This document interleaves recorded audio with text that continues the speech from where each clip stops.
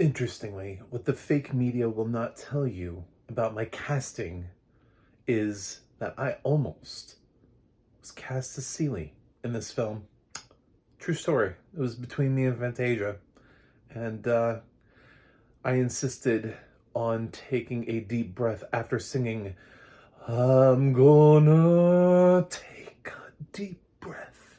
And Oprah didn't like that. And I was like, you know what? Fine. Maybe I'm not your Seely then. Maybe it's someone else. And then they picked Fantasia. Fantasia Barrino. As if this is a review of the colors purples. These colors purples. The color purples. May sound weird. It's actually both. I watched both of these yesterday, back to back. Neither of them have audio description, which is excellent. Kudos to accessibility. Just killing the game, winning, hashtag winning. Yeah, so, this was fun. I've been wanting to see Color Purple. I just hadn't gotten around to seeing it in theaters. I thought it was going to happen earlier, and it didn't happen. And then now I'm back to work and my life is busy, and getting out to see things in theaters with timing I have, and it's just weird.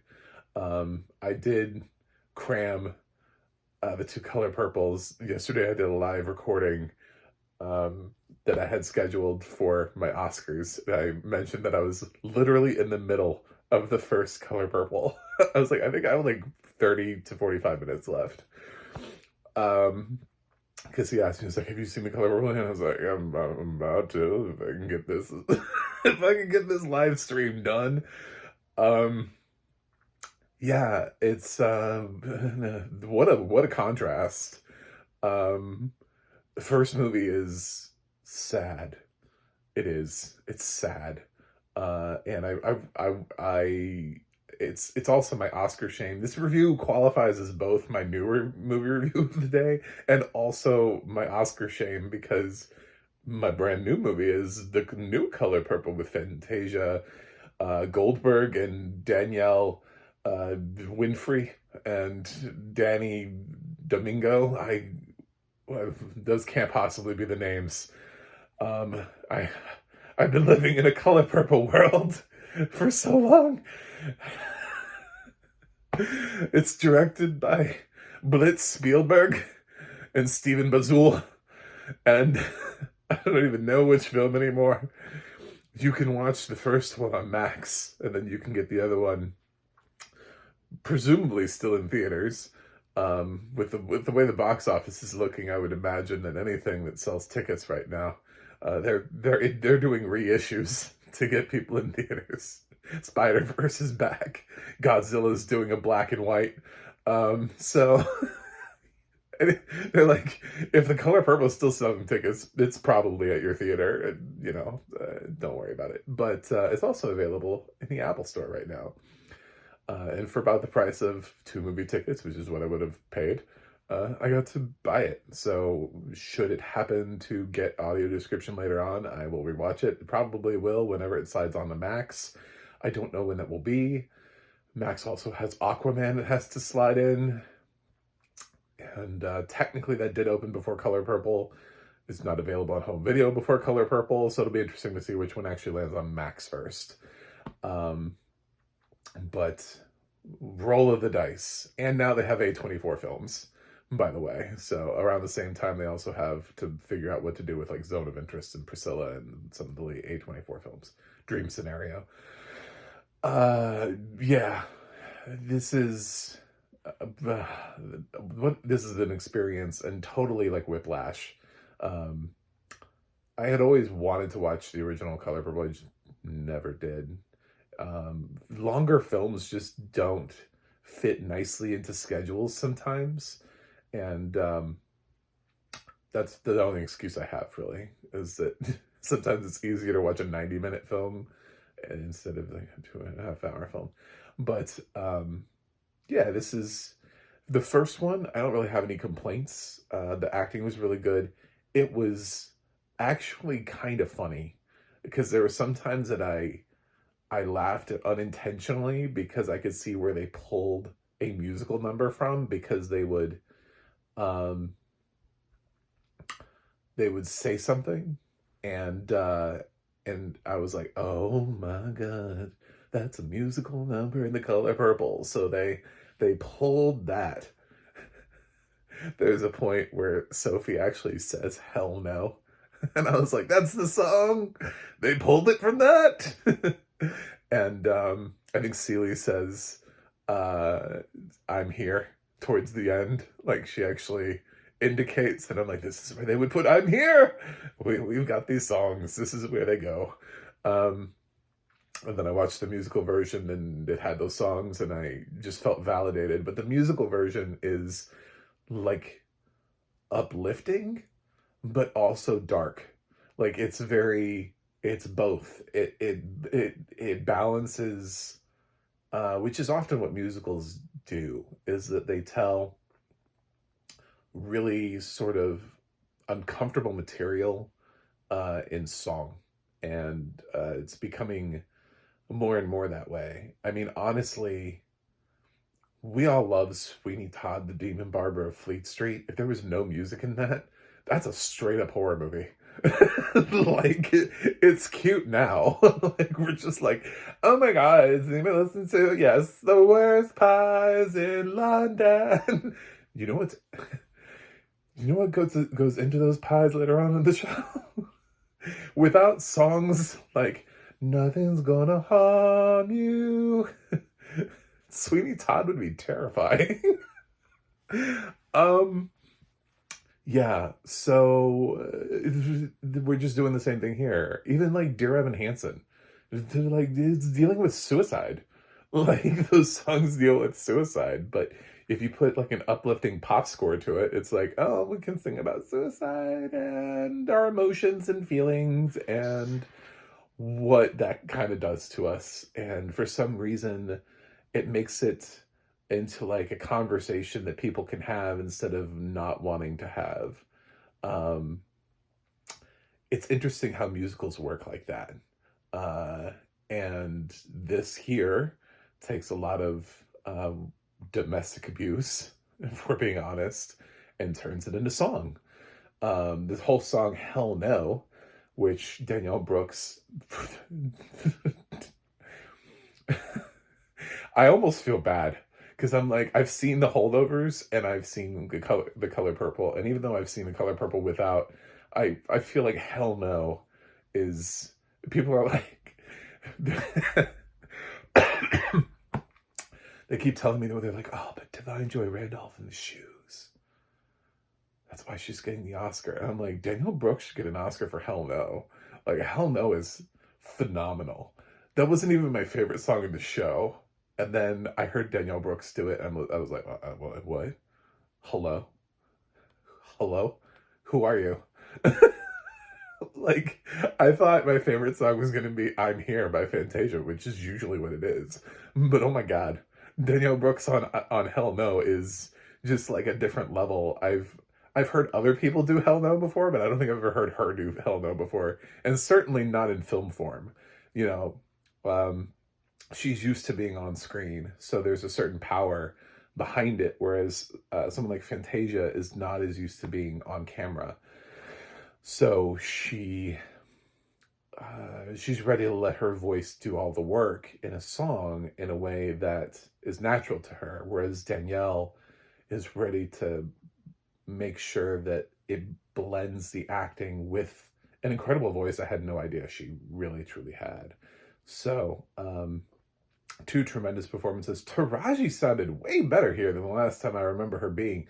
Is she an Annie? Like this is like way better than listening to her play Hannigan. Yeah, just like on a totally different level. It's like isn't she in Annie Live? Am I fever dreaming Annie Live with her as Hannigan? I feel like she was.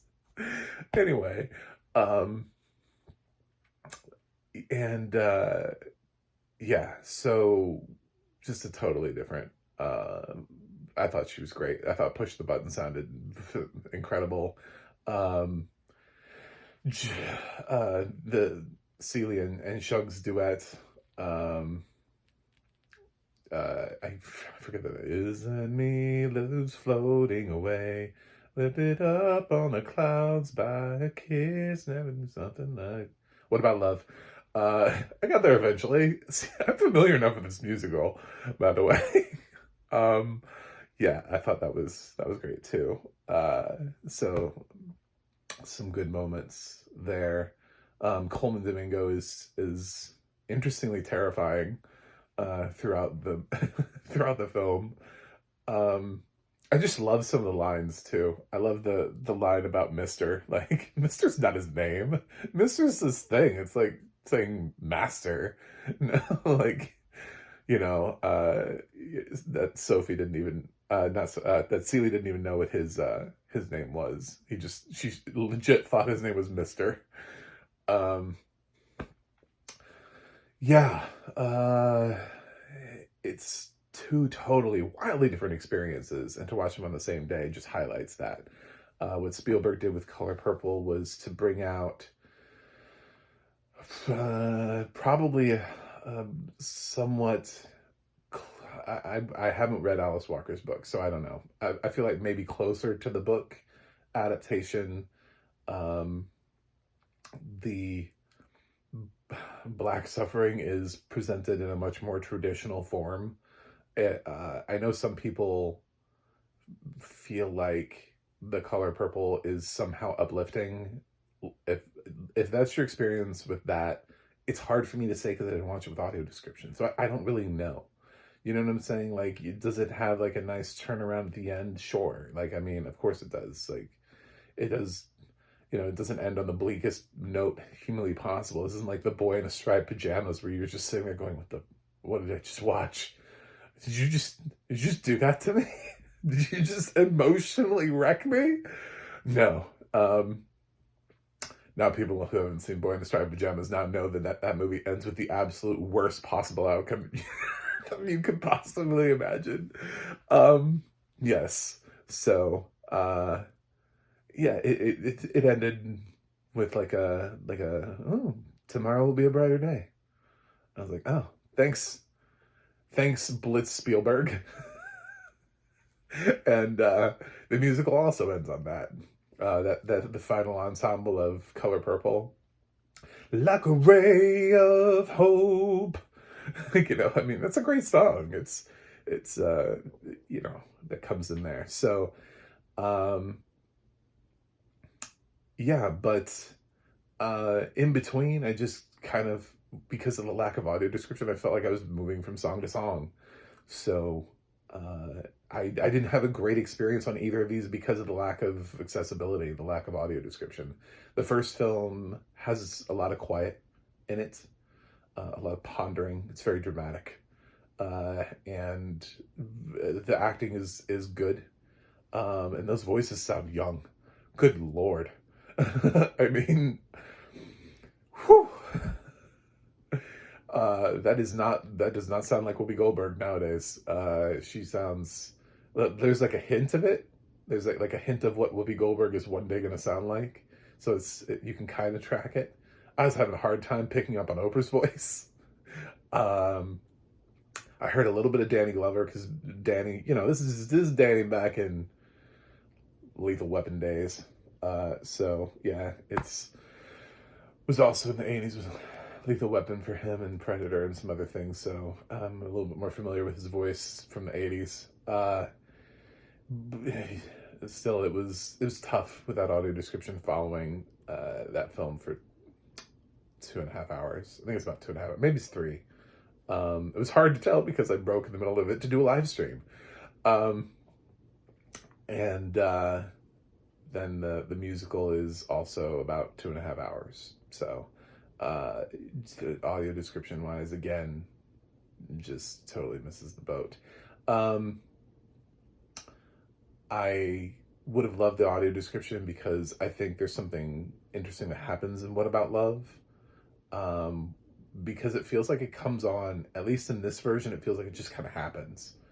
It feels like they haven't quite built to the relationship that Celie and Shug need in order to sing that song. So I think from what I understand, there's like a little bit of a like production design element to it, and kind of like a sequence where they're dancing inside of things that they couldn't possibly be dancing in real life.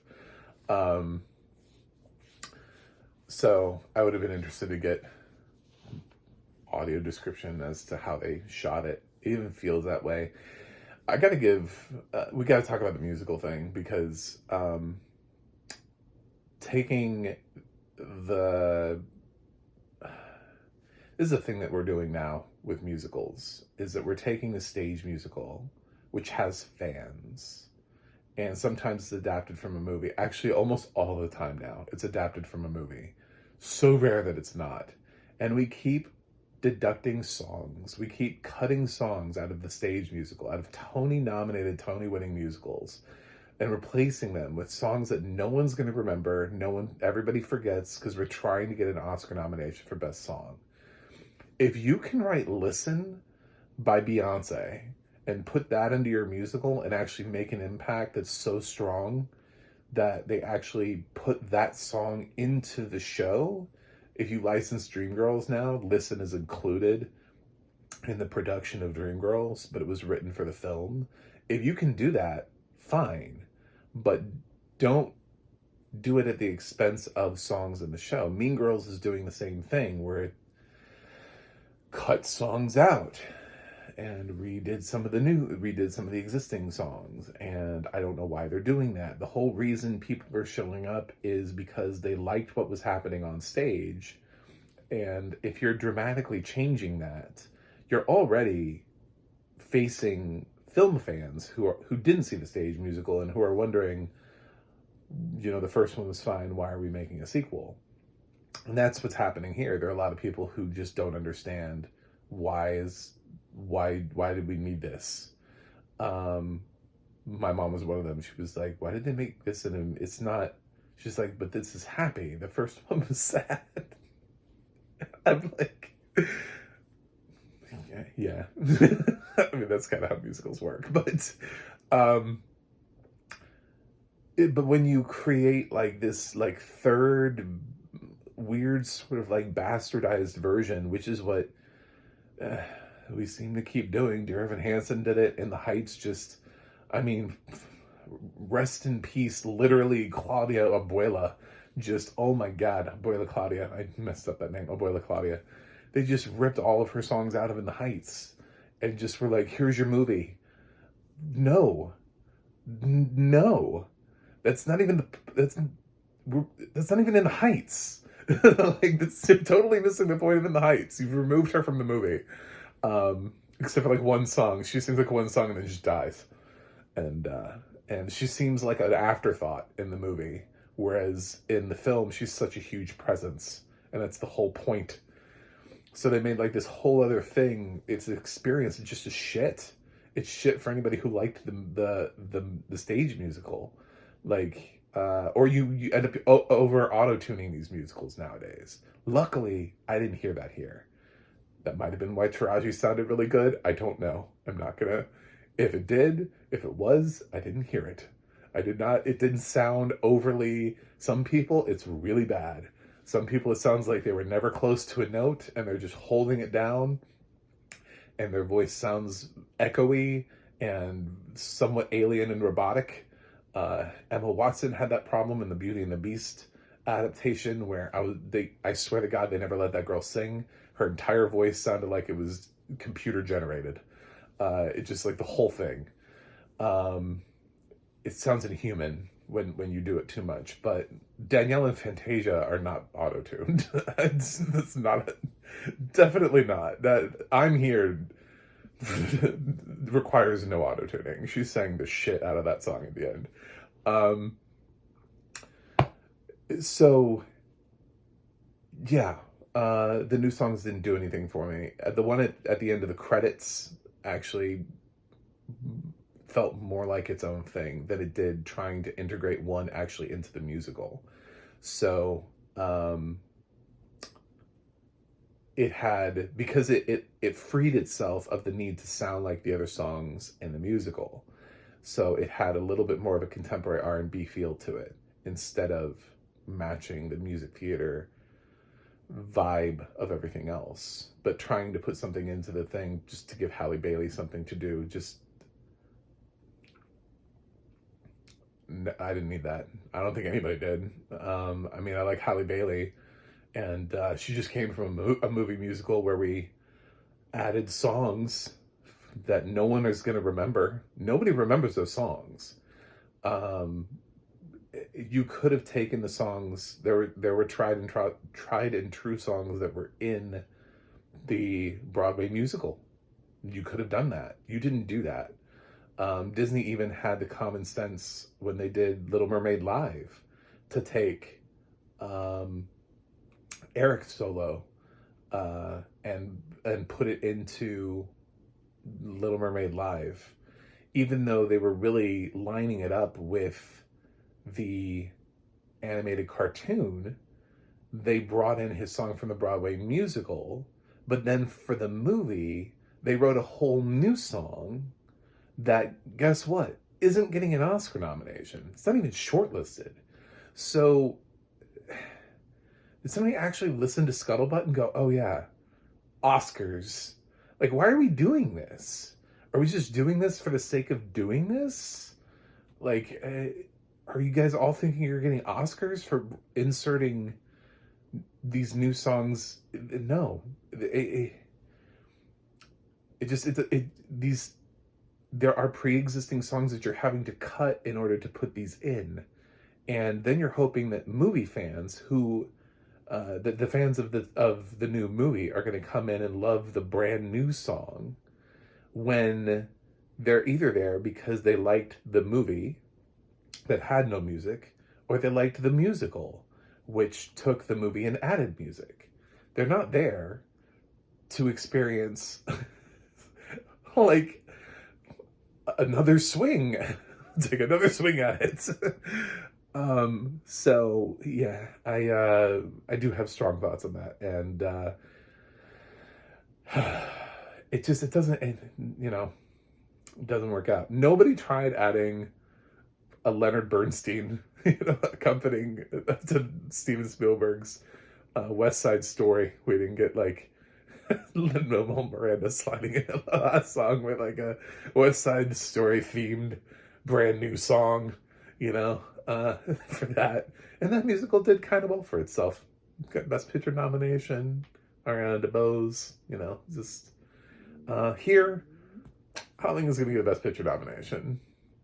And if Hollywood doesn't stop bastardizing stage musicals to try to make some sort of weird amalgamation of a stage musical that resembles the movie and now has its own flavor and spice that no one is asking for, they're just going to continue to keep falling on their ass. It's not going to work. This is not working. It didn't work for Dear Evan Hansen. Didn't work for In the Heights. Little Mermaid. No one's talking about the new songs from Little Mermaid. So, yeah. Stop. Anyway, I can't really grade these because I don't have accessibility. So, and even with what I do for musicals, was it better than listening to the cast recording? Not really. I got kind of lost, to be totally honest, in between songs. I would have, honestly, with audio description, I would have just told somebody to listen to cast recording, especially considering I think there's probably a cast recording of the movie. It's probably an original soundtrack that I haven't sat down to listen to yet, because there are already like pre-existing cast recordings that I could just listen to. Fun fact, I actually work with the original Shug. Tony-nominated original Shug. I know her and work with her. So, yeah. Anyway, throw that in for my little spice on the... Should he be commenting on The Color Purple? I don't know. I don't know if I should be or not, but gives me an interesting angle. Suddenly, my opinions are just like, wait a minute, he what? Well, yeah, I work with Elizabeth Withers, the original Tony-nominated Shug. She's now Elizabeth Mendez, and she's fantastic. And yes, so that's it. Musicals, great acting. Daniel Brooks better get a nomination. I would nominate Fantasia just for I'm Here. But it's a tight race.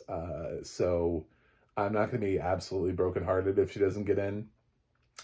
And Taraji just... Taraji just isn't Danielle Brooks. That's her problem, ultimately. I figured out why one is being left behind. Taraji comes in and she does a really good job. But it's because Danielle Brooks is just like a... That's what they should have introduced as Miley Cyrus's Wrecking Ball for Danielle Brooks. I came out like a wrecking ball. Just like, she just is like a force of nature in this. It's otherworldly. It's truly one of my favorite performances by a supporting actress this year. And probably of the 5 that will get nominated, I honestly would vote for her. Yeah, I'd vote for her over Divine. I love Divine. And there are many other times Divine has been in a position where people should have recognized Divine with a nomination for something, and they haven't. And now we're at the Holdovers, and we're like, oh, but the Holdovers is great. It's a better movie than The Color Purple, I think. But Danielle Brooks just owns this entire movie. Signed, sealed, delivered is hers. And I have a feeling that once I watch it with audio description, that's not going to change. So this is no longer Oprah Winfrey's The Color Purple. It's no longer Steven Spielberg's. It is Danielle Brooks's The Color Purple. She is phenomenal, fantastic, and unfortunately in a film without audio description. So my grades for the original Color Purple, which was nominated for 12 Academy Awards and won none, and that was my first time seeing it, and it was without audio description on Max, because God forbid Max actually had the foresight to put audio description on something they're doing an adaptation of, because people might have a renewed interest in watching the original one. And the musical version, which Warner Brothers didn't make sure could have audio description when it released it to the Apple Store? Like, seriously? I don't know who's a bigger fail on that one. Apple for not asking for it, or Warner for not providing it. So, fail to both of you. Yeah,